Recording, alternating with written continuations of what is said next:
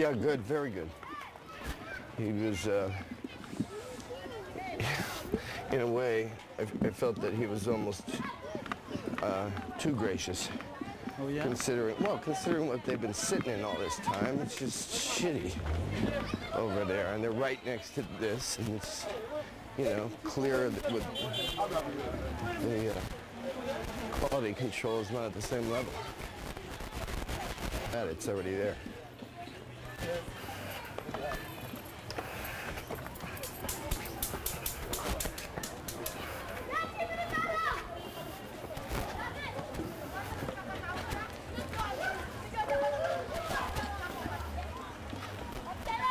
Sean, can you explain me where we are now? Yeah, so we've left, this is what they call Terrain de Golf, or the Pétionville Club camp, the golf course that became the de facto camp. And then this is where some of the wall went down in the earthquake. And this is a property that's owned by a separate private owner. And that was settled on also in an additional camp that became an expansion of the Pétionville Club camp. And there's about 1,000 families here. They've been here for quite a number of months without any, I think the only NGO that's been functioning officially inside this camp has been Oxfam. And we've just accepted to take because our capacity has grown enough to take it on as camp managers, so we're now going to take management of this camp, which basically, again, means to advocate on behalf of it, to coordinate with other NGOs, encourage their participation here. You'll see the difference between the way that the drainage canals and so on. Here we're at a messy spot, which is the backup to Bulos. But as you go down, we have drainage systems that have been designed by engineers and so on and so forth. This camp hasn't had any of that. It's got no lights in it. So one of the things that happens is that a lot of journalists, I'm not saying, you guys have been here a long time, you've probably done a lot of both, but most of the coverage and most of the information that's gotten about any of the camps happens in the daytime. And the camps are a completely different animal at night, and particularly where there is no light. There's not a single light in this camp. So that's one of the things that we're bringing in immediately. We'd accepted the management just before all the security problems happened, so transporting the lights, getting in here we have to get a certain kind of light because there's no road access for the heavy generated lights. So all of that's about to happen now with any luck, and with a little will, we'll get that stuff in here right away. But this camp also has already, there is already a signed order at it from the Haitian court for eviction. And so there's a timetable here, and part of our job also will be, to the best of our ability and with the goodwill of the owners, to be able to negotiate a reasonable timetable for people to leave based on having a real option and a better, safer place to leave too. Right now, there are so few options for most of these people who were dominantly renters. So, to take a tour of that camp with your camera and to take a tour of this one is to see two very different things, so we can... Last time we came here, it was around 5 months ago. People were supposed to leave the camp to go outside, and I don't know where Korai or other camps. This is finished, it's... Well, it can't... No, this idea... Here's the deal. Camps, everything in the NGO world is donor generated. Donors don't have the information that the NGOs on the ground have, but generally speaking, not universally, the NGOs play ball with what works with donors. Camps appear static and are therefore not, and there's nothing sustainable about them. They're highly vulnerable, highly unsanitary, so they don't look good to donors. It looks like you're basically facilitating the problem by advocating on behalf of those who live in camps at this time. In fact, when you look at the resources available for an alternative for the people in the camps, I think it's about a total of 7,000 temporary shelters that have gone up in the Port-au-Prince.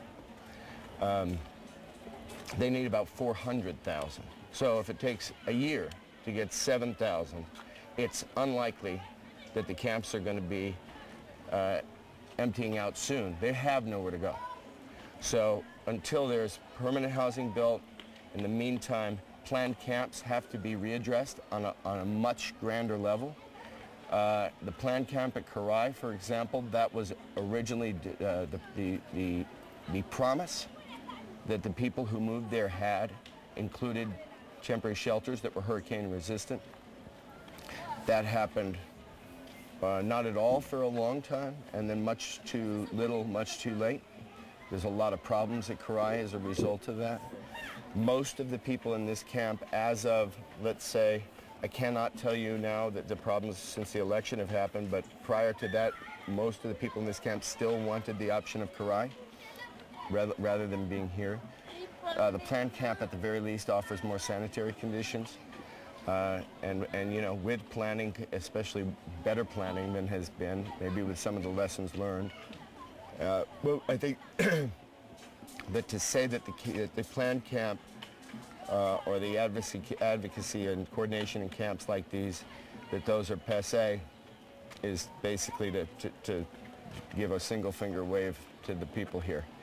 In the fact people is getting here for a permanent occupation of the area. No, that's not the idea. This is not a good place for anybody to live. Whether, even if you put T-shelters up for every tent, it would not be a good, you still have, you know, every engineer that we've had come through here will tell us that we have terrible problems with flood, mudslide, and not to mention, I'm sure that the property owners would prefer that happened. But no, and the people don't want to be in the camps.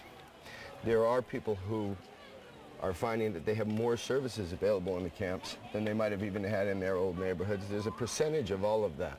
But by and large, this is you know, I think that particularly anybody that was here in preparation for the possibility of Thomas hitting, that would have been a cataclysmic event for people who live in tarp shelters across the city.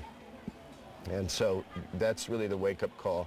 That, spread of disease, if you have security problems, for example, we're talking about if you don't have the clean water coming in, the chances of the spread of disease are much, much higher. The chances of people going out into the city where a lot of bad things were happening and having traumatic injuries was a lot higher. For every reason, we want to try to relocate people, but it's a very slow process. What are the main difficulties for your organization in the daily life, and the management, everyone? Dealing with the frustration of the fact that the parallel organizations, the reconstruction, is finding every reason not to happen instead of every reason to happen. I think that had the donor money originally been pledges of infrastructure rather than money, if a country raised its hand and said, we're going to put the schools in, somebody else said, we're going to do the hospitals. But they seem to have an excuse for everything. And I don't know, if somebody said to me, if I was down and out on my luck and somebody said, here's a house, I would not find it hard to take pride in that house. I don't think you have to build the house yourself or pay for it initially yourself to take pride in it.